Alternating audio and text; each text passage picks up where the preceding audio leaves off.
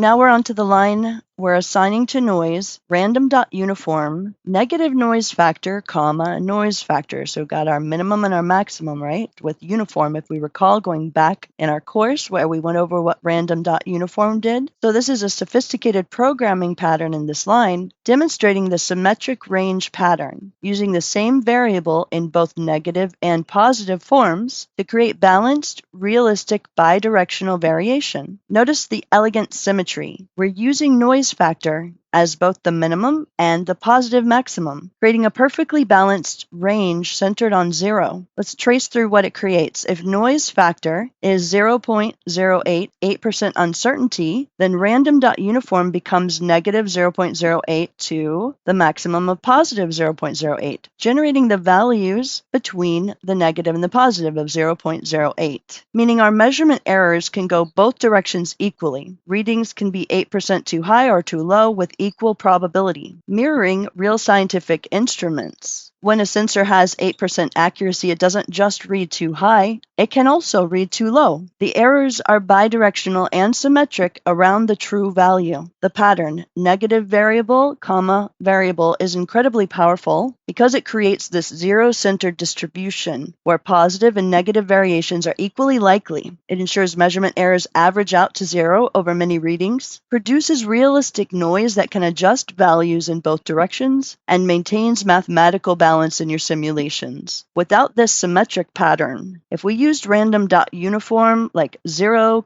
noise factor, all our errors would be positive, making equipment systematically read too high. Real instruments do not behave that way. This professional programming technique creates authentic measurement uncertainty, where a 92% accurate quantum field detector might read 8% too high on one and 8% too low on the next, exactly like real laboratory equipment exhibits bidirectional measurement variance.